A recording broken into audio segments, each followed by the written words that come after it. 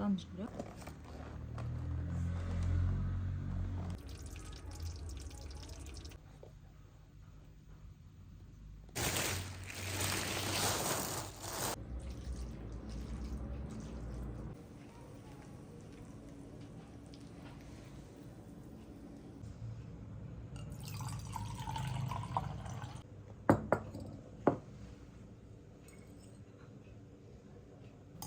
يا صباح الخير، يا صباح الورد والياسمين. كيفكن صبايا؟ يسعد لي أوقاتكم، طمنوني عنكم، إن شاء الله كلياتكم بخير. الله يصبحكم بأنوار النبي يا رب. بداية ما ننسى الصلاة على سيدنا محمد، اللهم صل وسلم وبارك على سيدنا محمد وعلى آله وصحبه أجمعين، والحمد لله حمدا كثيرا طيبا مباركا فيه.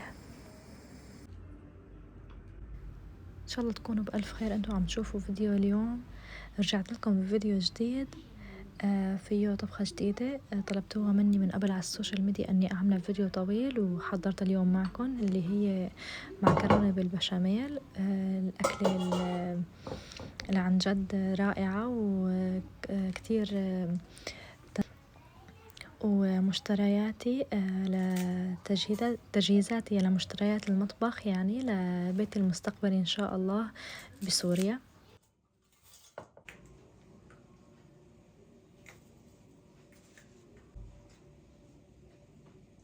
سبحان الله، أنا من الناس اللي أحيانا بتكسلن أول شي بلش بهالطبخة، لأني بدها كتير تطبيقات وهيك بتاكل معي وقت بالشغل شوي، بطلع عندي جليات فيها زيادة. بس سبحان الله هي كل أكلة فيها شوية تعب زيادة، مثلا مثل اليبرق، مثل الأبوات، مثلا مثل المحشي، الكبة، هيك بيستاهل هي الشغل فيها عن جد. لأنه سبحان الله من الطبخات اللي واحد كتير بيستلذ بأكلها، هن الأكلات اللي الواحد عن جد فعلا بيتعذب فيهم، بيستمتع فيها وهي وقت أكلهم يعني.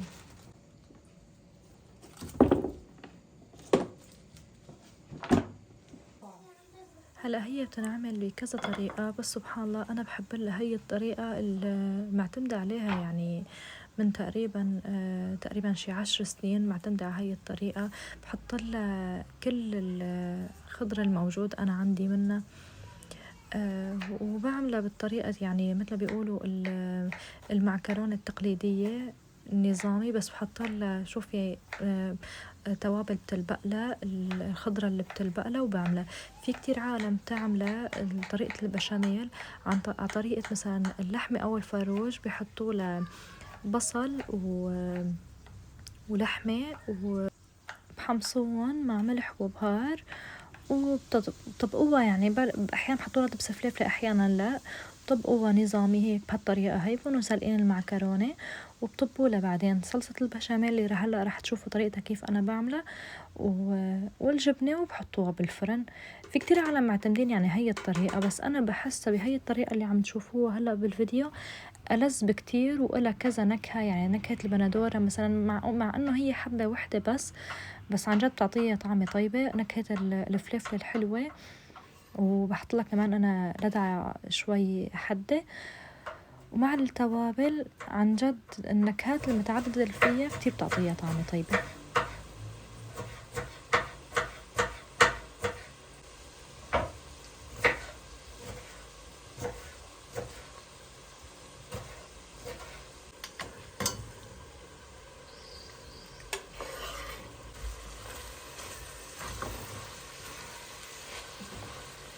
هلا مثل ما شفتوا بالفيديو بتطبيقة الطبخة، انه اول شي بنطب اللحمة، بعدين مع ملح وبهار طبعا مع بصل، بعدين سنين توم مو اكتر يعني، بس شي نكهة، بعدين الفليفلة، بعدين احيانا في عالم بتحب تحط لها جزر، انا ما بفضل يعني كتير، بعدين بندورة، بعدين هلا بتشوفوا التوابل، ملح وبهار وفلفل، بابريكا وكاري وكعب واحد ماجي أو ظرف واحد ماجي شي يعطيها نكهة طيبة.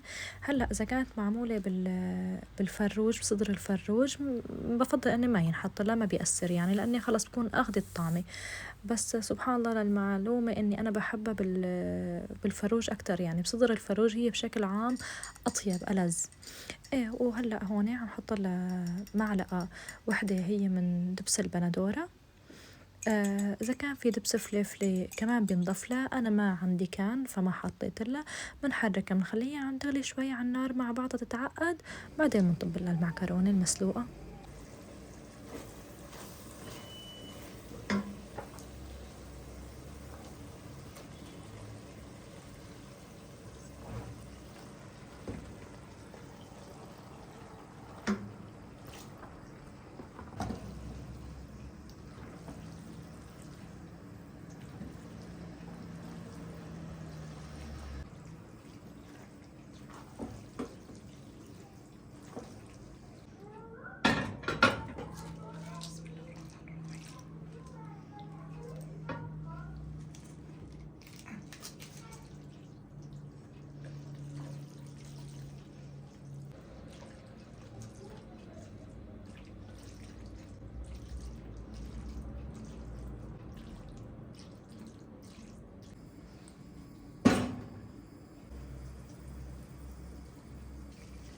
هلأ لصلصة البشاميل تقريبا شي 50 جرام من الزبدة، وقدر شي نص كاسة زيت نباتي شاي. ببلشوا يحموا سوا، منطبلن مثل ما شفتوا تقدر كاسة شاي طحين، ومنضل منحرك لحتى تطلع ريحة الطحين عم تتحمص ويسمك قوامه. بعدين بتبلشوا بتحطوا تقريبا قدر كاسة ونص حليب أول دفعة رح تشوفوا شقد سماكته. هلا هي على الأغلب حترجعوا تضيفوا انتو تقريبا كاستين، يعني كاستين ونص حليب بياخدوا لكاسة شاي حسب نوع الطحين اللي انتو عندكم. وإذا حسيتوه رجع يسمك رجعوا ضيفوا له. منضيف له ملح وبهار أبيض. أنا ما كان سبحان الله موجود عندي، ضفت فلفل عادي ما بيأثر على الطعم ولا بيأثر شوفوا كتير على اللون. منضل منحرك لحتى يبلش يسمك معنا القوام، مثل تقريبا طريقة اللبن وما بنتركه على النار عم يغلي لحاله. منضل عم نحرك مشان ما لا يرزرز ولا يتماسك بأرض الطنجرة يعلق فيها، يعني مو طحين، لحتى يشوفوا يصيروا بهذا القوام. منطفي. في عالم بتحب أسماك، سبحان الله ما بحب أنا كلمة أنا، بس بفضل أنا هيك يكون قوامة مشان تتغلغل بقلب المعكرونة، ما تضل بانية الطبقة السميكة على الوجه، ما تتغلغل بأرض المعكرونة، يعني بأرض الصحن أو البايركس اللي نحن عم نصب فيه.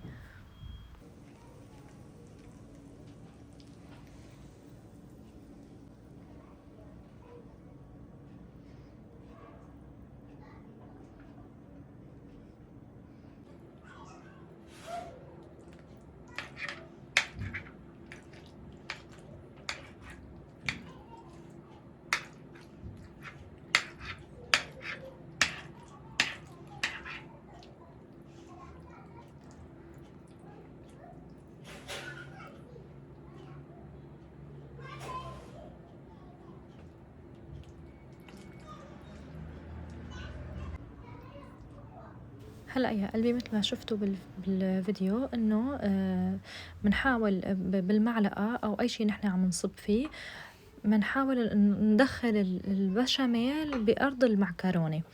في إذا بدكم تخلطوها مع المعكرونة كمان طيبة، بس هيك مشان ما تنخلط طعمة الخضرة والصلصة كلياتها مع البشاميل، يضل كل شيء له نكهة. وبعدها بنكون بارشين بقى، بتحبوا موزاريلا مع أشقوان، بتحبوا أشقوان لحالها كمان بيصير. أنا هون كنت حاطة أشقوان لحالها، ما بحب الموزاريلا كتير معها لأنه سبحان الله بتصير تقيلة شوي، لحتى يتغمر الوجه تماما. عندكم كعك مطحون بترشوا على وجهها كمان كتير بيعطيها طعمة طيبة، بس مو كتير يعني بقدر تقريبا شي ربع كاسة شاي. ما عندكم كمان بتضل هيك على أعلى حرارة تقريبا، يعني تقريبا حرارة 230 من فوق ومن تحت. بتحبوا على أعلى حرارة كمان ما بيفرق. بس روحوا تاحوا وراقبوها. تقريبا بتضل بالفرن بمقدار تقريبا شي نص ساعة. هو بيحمر هيك الوش منشيلها كافي يعني. وصحتين وألف هنا إن شاء الله يا رب على قلوبكم.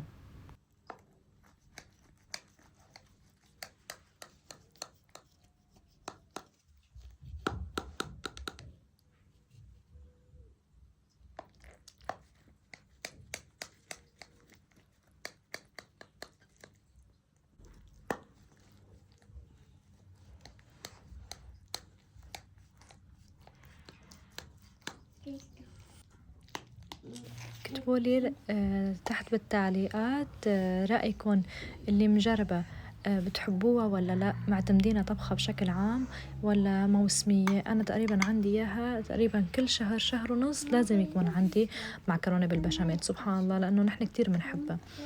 وكتبوا لي رأيكم تحت بالتعليقات، طريقتكم نفس طريقتي ولا بتعملوها بغير طريقة؟ إذا بتعملوها بغير طريقة كتبوا لي كيف بتعملوها لحتى أنا أجربها على طريقتكم.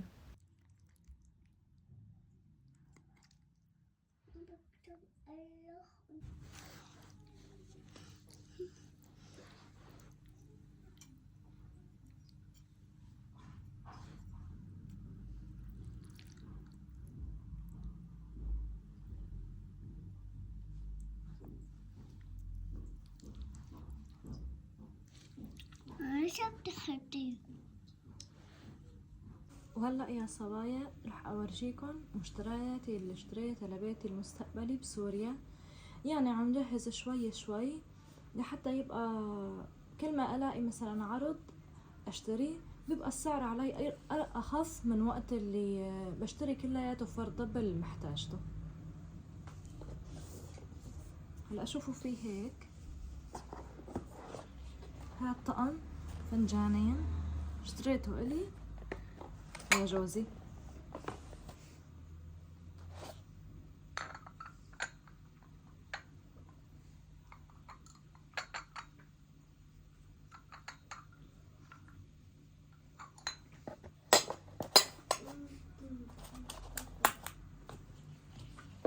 في هيك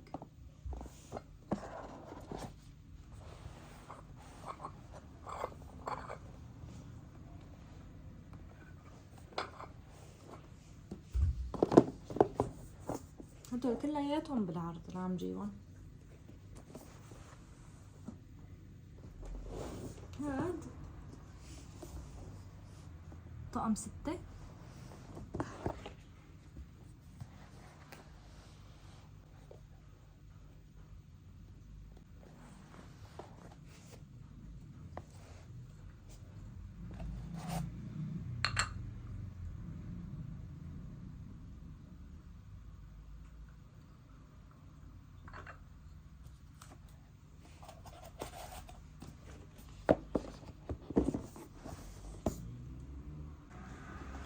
وهيك كمان 6.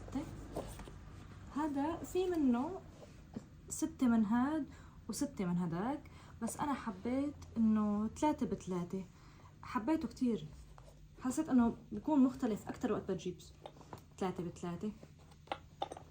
شوفوا هلا هي هيك السادة مع السادة، كمان بينحط معه من هداك فنجان، يعني بيطبق على الطرفين هيك مثلا.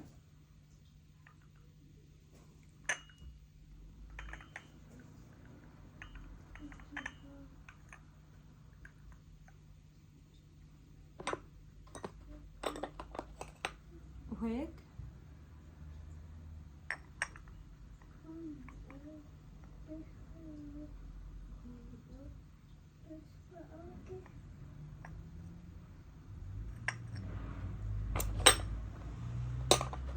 هلا هيك صار عندي 12 جديد، وفي غيره كمان 6 كمان جديد، حاج تقريبا بكفوا يعني. وهيك طقم كاسات شاي، شوفوا لي الثقل والفخامة.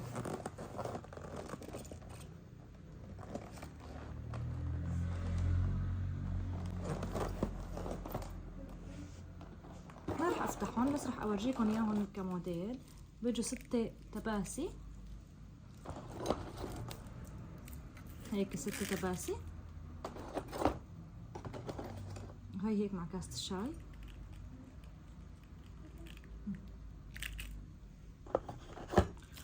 وستة مشان مثلا حلويات موالح كمان 6.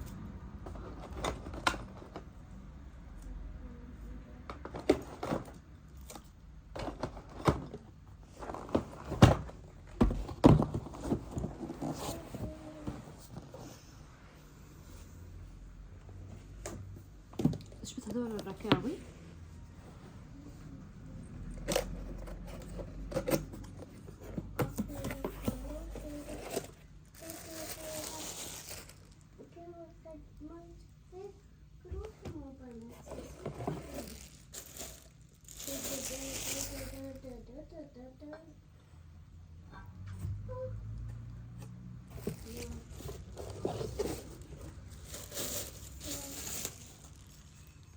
هاي 9 تقريبا شي 8 فناجين.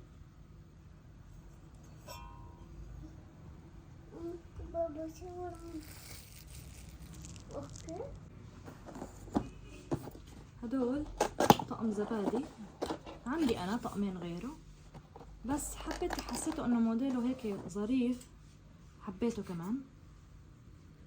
طبعا 6.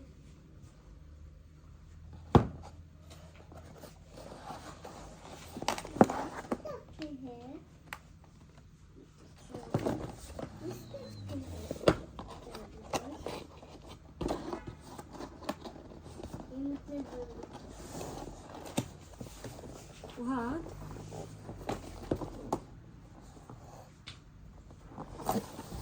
مثل مثلا زورق كبير، مثلا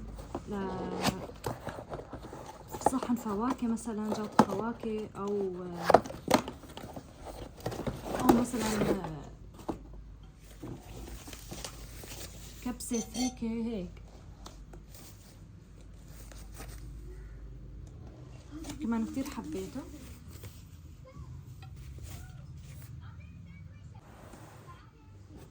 هلا رح ورجيكم طقم البلور، طقم السفرة. ما جبته شي تقيل تقيل تقيل ولا خفيف خفيف، وسط. طبعا 24 قطعة.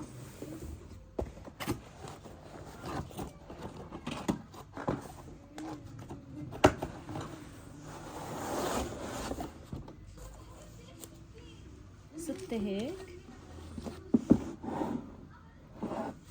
6.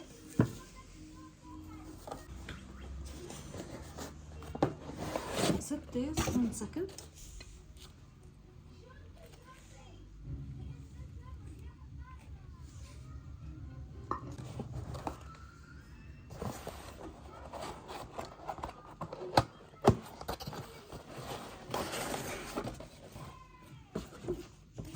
و6 زبادي هيك الحلو، كتير حبيتهم كمان.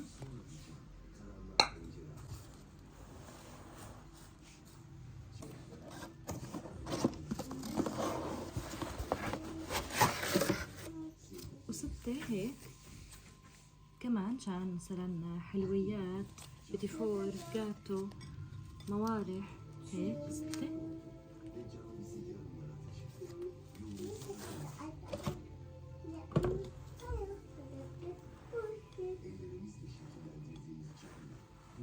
هلا رح ورجيكم طقم الطناجر اللي جبته. اول مرة على فكرة بستخدم جرانيت. طبعا هيك مثل ما نفس الصورة، كبيرة واصغر واصغر، وطواية 4 قطع. وانا اخترت هذا اللون، حسيته كتير ظريف مع طقم الركاوي، نفس اللون.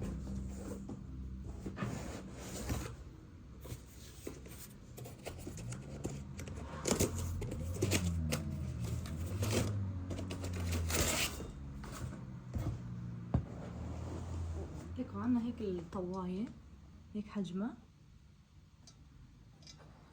نوعية تقيلة طبعا، 5 نجوم.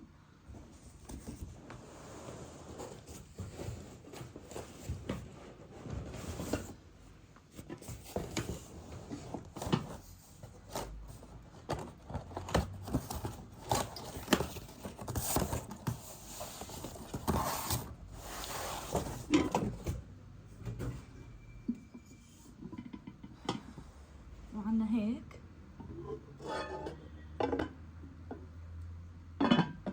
طنجرة، هاي مو أكبر شي، هاي أصغر من أكبر شي.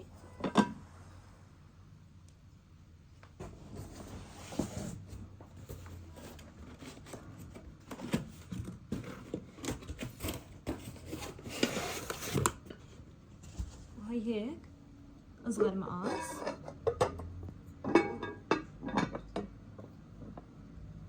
كتير عجبني موديله، كتير حبيته.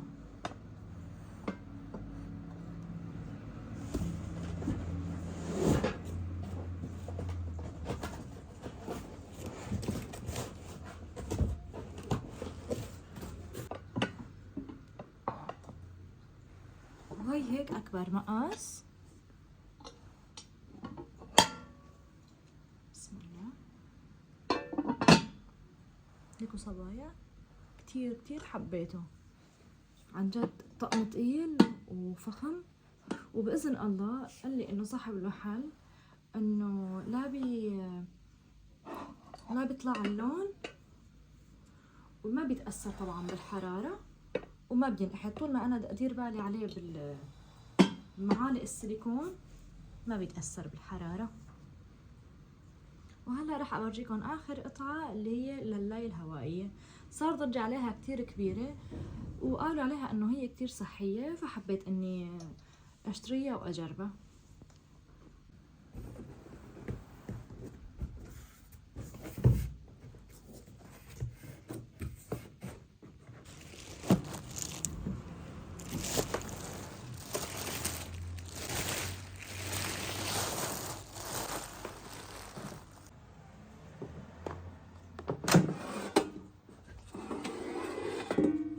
ما اخذت اكبر شيء، اخذت وسط هيك اكس لارج. بيجي معها هدية كب كيك، قوالب، 6 قوالب. حبيتها كتير، اني مع الايام ان شاء الله بورجيكم اياها. انه فيها نظام حلويات، فيها نظام اللهم صل على النبي، بطاطا مثلا، فيها نظام بيتزا، فيها نظام فروج مشوي، يعني في اكلها كتير انظمة. حبيتها، وان شاء الله على طلبكم مع الايام برجيكم اياها وبرجيكم طريقة استخدامها. انا كتير حبيتها، انها ما بتطالع فعلا اسمها بتمنع الحرارة، يعني اسمها اللاي هوائية. صح ما بتغيبها الكمية الكبيرة من الزيت، عشان هيك هي اسمها صحية مشان الكوليسترول. بس حتى الريحة ما بتطلع بهالريحة بهالكمية. يعني شفتوا الزهرة الأرنبيط ريحته كتير قوية بالبيت. عملت راس كامل، ما كتير تأثر الريحة بالبيت. اي والله يا قلبي.